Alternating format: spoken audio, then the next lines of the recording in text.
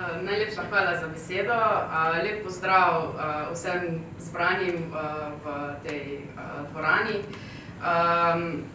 Danes vam bom predstavila nekaj, kar se mi osebno zdi eden pomembnejših premikov v slovenskem geoinformacijskem prostoru v zadnjih 10 letih.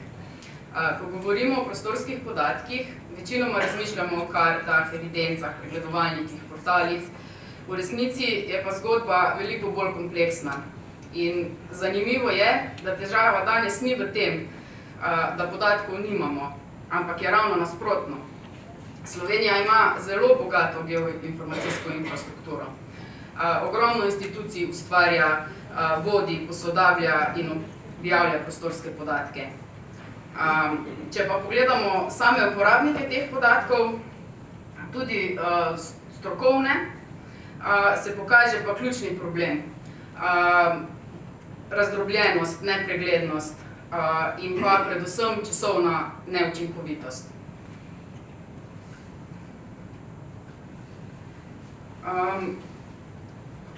Ko danes nekdo potrebuje neke prostorske informacije, se pokaže prav to, kar sem prejle naštela.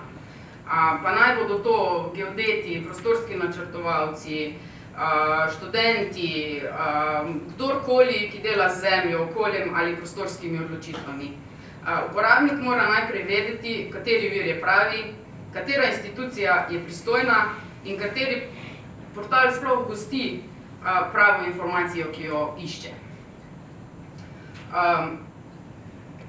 Če ima srečo in dovolj izkušenj, obišče vsaj 3 portale, da se pribije do informacije, ki jo resnično rabi in da je lahko na nek način prepričan, da je ta informacija prava. Če ima izkušenj, jih lahko obišče tudi 7. In prav vsak od teh portalov mu pove v bistvu del zgodbe, nima pa celote na enem mestu. In v bistvu tipičen primer uporabnika je, na primer, nekdo želi preveriti svojo parcelo, kjer bo zato, da dobi podatke o parcelah, obiskal najprej en portal, najverjetneje bo to javni vpogled, in tam bo dobil v bistvu vse zares uradne informacije o tej parceli.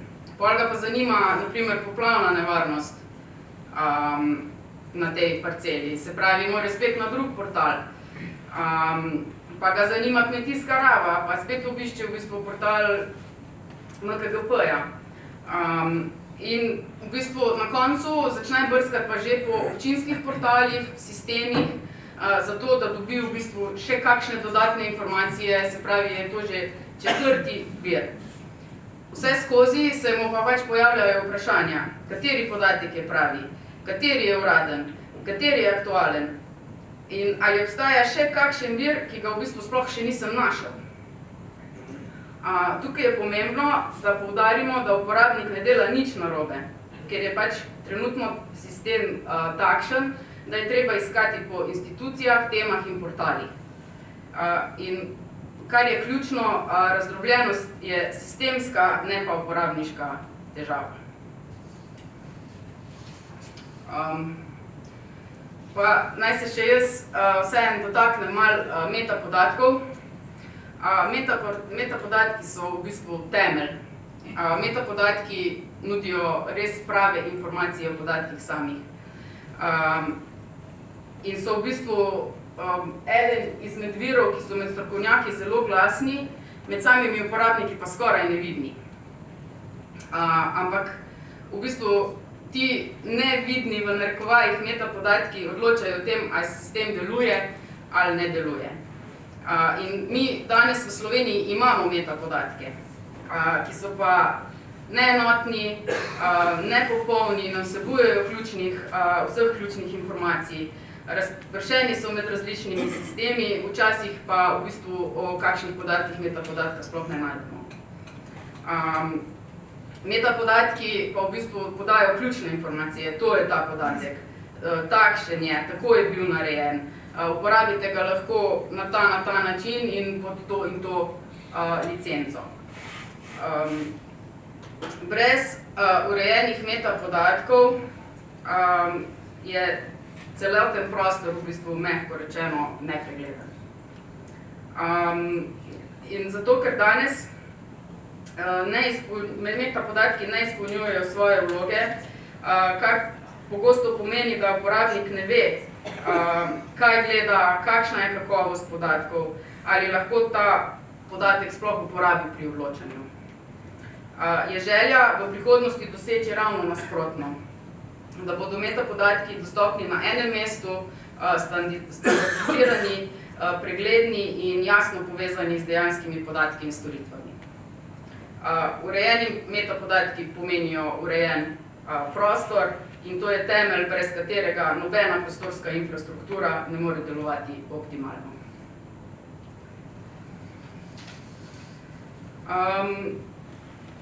In kakšna je vizija za naprej? V bistvu gre za, je zelo preprosta, ampak izjemno pomembna. Gre za povezovanje namesto podvajanja.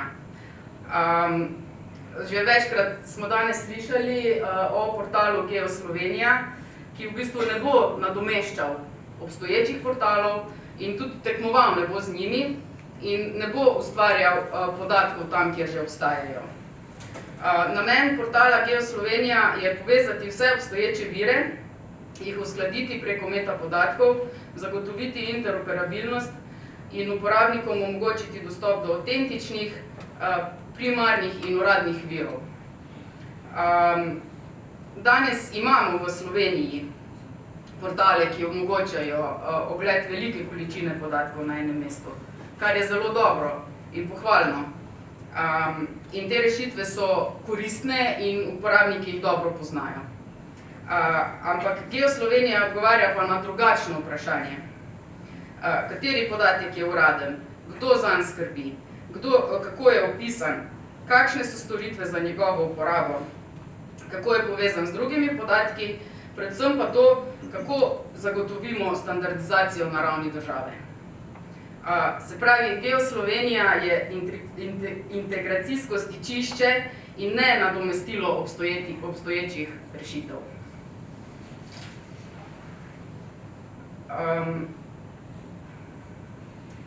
Še malo o portalu GeoSlovenija, kjer v bistvu ne gre za vizualno razliko, ampak gre za sistemsko razliko. Portal GeoSlovenija bo v bistvu nadgradnja na ravni sistema, ne bo podvajal obstoječih portalov, ampak jih bo povezoval. Ne bo ustvarjal novih podatkov, ampak bo jasno usmerjal uporabnika do tistih, ki že obstajajo in mu dal informacijo, kaj pomenijo. Največja razlika je v tem, da bo s portalom GeoSlovenija vzpostavljena standardizacija metapodatkov, pregled nad skrbništvom podatkov, jasna povezava podatkov in storitev, interoperabilnost med institucijami, odprto okolje za storitve in aplikacije. Se pravi, portal GeoSlovenija bo povezoval in zmagoval celoten ekosistem prostora. Kaj bodo v bistvu uporabniki lahko sploh našli na portalu GeoSlovenija? Uporabnik bo v bistvu z vzpostavitvijo portala GeoSlovenija lahko razmišljal po vsebini, ne pa več po institucijah samih. Portal bo imel jasno organizacijo, kjer bodo glavni deli podatki, storitve, primeri uporabe, povezave, baza znanja in pa vse povezano z skupnostjo GeoSlovenija. Vsak element bo opremljen z metapodatki, ki bodo konsistentni, popolni in urejeni. In kako bo torej videti iskanje podatkov jutri? Uporabnika, na primer, ne vem, zanima poplavna nevarnost, kmetijska raba določenega območja. Ne bo več potreboval odpirati 3 različnih portalov, ne bo več iskal, kdo je pristojen za katere podatke, ne bo več spraševal, kateri vir je uraden. na GeoSloveniji bo lahko našel informacije o vsem tem. Kaj obstaja, kdo je skrbnik, kako je podatek nastal, kako ga lahko uporabi in katere storitve obstajajo. In to je v bistvu tista razlika med dostopom do neke karte in dostopom do prostorskega znanja.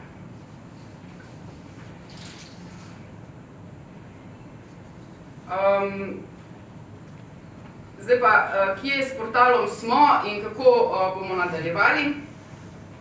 V letošnjem letu do konca leta se pripravlja koncept samega portala, uporabniška izkušnja in seveda grafična podoba.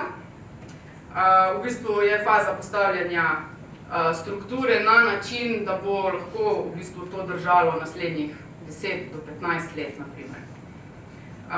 V letu 2026 bo sledil sam razvoj, povezovanje z vsemi deležniki prostora v Sloveniji, tehnična implementacija, testiranje in seveda objava prve verzije portala. Skozi vse te faze pa se bo v bistvu začelo graditi nekaj, kar je najpomembnejše v vsej tej zgodbi GeoSlovenije, in to je v bistvu živ ekosistem uporabnikov. Portal namreč ne sme biti statičen, živeti mora z družbo, podatki, projekti in potrebami, ki se bodo tudi sproti pojavljale.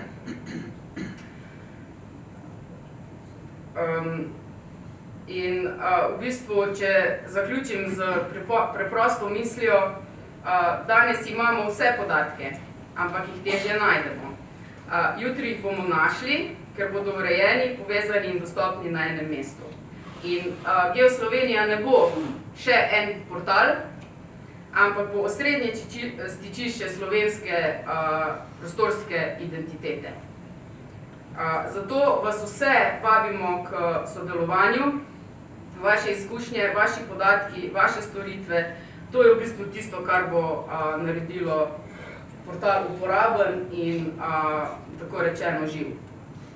Tako da vas res lepo vse vabim, da se nam pridružite pri soustvarjanju prostora prihodnosti v Sloveniji.